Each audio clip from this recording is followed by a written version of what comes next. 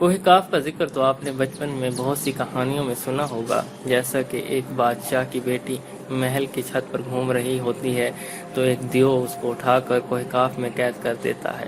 بادشاہ مختلف ممالک کے شہزادوں کو اس مہم پر روانہ کرتا ہے کہ جو میری شہزادی کو واپس لائے گا میں اس کی شادی اپنی بیٹی سے کر دوں گا۔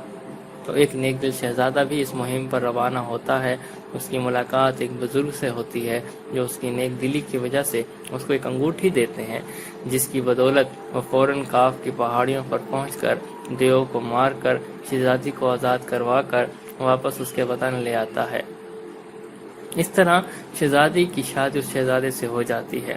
اس طرح کی ملتی جلتی کہانیاں آپ نے ضرور پڑھی ہوں گی، لیکن شاید آپ کو معلوم نہ ہو کہ کوہ کاف اصل میں ہے کہاں۔ آئیے آپ کو کچھ دلچسپ معلومات کوہ کاف کے متعلق دیتے ہیں۔ کوہ کاف، جس کو کوہ قفقاز بھی کہتے ہیں، بحیرہ اسود اور بحیرہ قزوین کے درمیان خطہ قفقاز کا ایک پہاڑی سلسلہ ہے جو ایشیا اور یورپ کو جدا کرتا ہے۔ کبھی اس کا شمار روس میں ہوتا تھا، لیکن روس کے ٹوٹنے کے بعد اب یہ حصہ چیچنیا میں شمار ہوتا ہے۔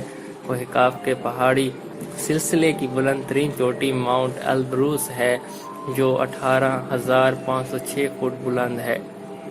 یہ واضح نہیں ہے کہ کوہ کاف کا سلسلہ یورپ میں ہے یا ایشیا، اس لیے کہ یہ کوہ کاف کا پہاڑی سلسلہ کافی طویل ہے جو کہ تقریباً 1100 کلومیٹر لمبا اور 160 کلومیٹر چوڑا ہے۔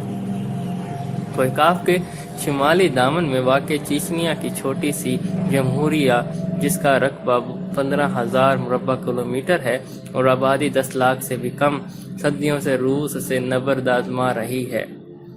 کوہ کاف کا یہ پورا علاقہ 16ویں صدی سے صفوی ایران سلطنت عثمانیہ اور زار روس کے درمیان کشمکش اور مارکوں کا مرکز رہا ہے، لیکن چیچنیا کی عوام نے اپنی آزادی کی جنگ کا آغاز اس وقت کیا جب 18ویں صدی کے آخر میں عیسائی جارجیا نے ماسکو کے ساتھ اتحاد کیا اور چیچنیا کی ایک طرف جنوب میں جارجیا اور شمال میں روس کے گھیرے میں آ گیا۔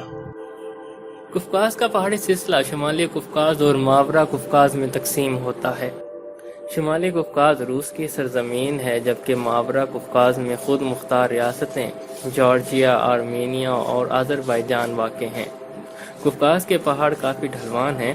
اس پہاڑی سلسلے میں 5,000 میٹر سے زیادہ لمبے چند پہاڑ ہیں۔ سب سے اونچے پہاڑ ایلبروس اور کازبک ہیں، جن کی بلندی بالترتیب 5,642 اور 5,033 میٹر ہے۔ ان پہاڑوں کی برف کی سفید چادر میں لپٹی ہوئی دو چوٹیاں ہیں۔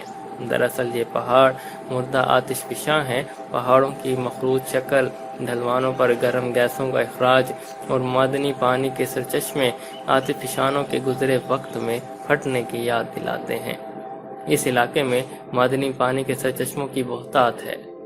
سب سے مقبول سرچشموں کے نام نارزان، برزومی اور یسین توکی ہیں۔ ان کے قریب مشہور صحت گاہیں اور تفریحی مقامات واقع ہیں، جہاں روسی لوگ سوویت زمانے سے آرام و تفریح کرنا پسند کرتے ہیں۔ شمالی قفقاز کے حالات موسمی طور پر معتدل ہیں۔ اونچے پہاڑ گرم جنوبی ہواؤں کو وہاں نہیں آنے دیتے، جبکہ یوں ٹھنڈی شمالی ہوائیں اس علاقے تک نہیں پہنچتی۔ جاڑے میں شمالی قفقاز میں کڑاکے کی سردی نہیں پڑتی اور گرمیوں میں دریائے کویان کی وادی میں چاول جیسی فصل اگانے کے لیے سازگار حالات ہیں۔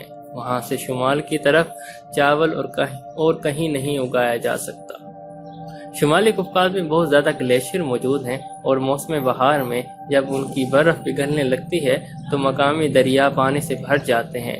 اس لیے اس سوکھے علاقے میں پانی کی قلت کا مسئلہ کبھی پیدا نہیں ہوتا۔ شمالی قفقاز کے سب سے بڑے دریا کویان اور تیبریک ہیں۔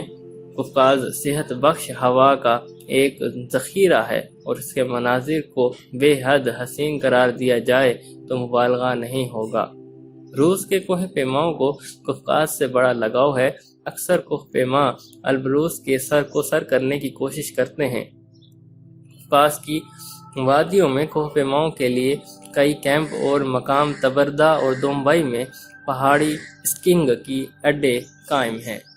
شعبہ سیاحت کے لحاظ سے قفقاز کے پہاڑی سلسلے کی صلاحیت یورپ کے کوہ ایلس سے کچھ کم نہیں ہے۔ پاکستان، ہندوستان اور ایران میں کوہ کاف کے متعلق جنوں اور پریوں کے بے شمار قصے مشہور ہیں، جو نہ صرف عوام میں سینہ بہ سینہ منتقل ہوتے رہے ہیں بلکہ بچوں کی کہانیوں میں باقاعدہ لکھے جا رہے ہیں۔ ہو سکتا ہے اس میں کچھ صداقت بھی ہو سکتا ہے کہ یہ ویران جگہ جنات کا مسکن ہو، لیکن تصدیق کرنا مشکل ہے۔ باقی اللہ ہی بہتر جانتا ہے کہ اس میں کتنی سچائی ہے۔ ناظرین، اگر آپ کو آج کی کہانی پسند آئی ہو تو اپنے دوستوں کے ساتھ ضرور شیئر کیجیے اور ہمارے چینل کو ضرور سبسکرائب کر دیجیے۔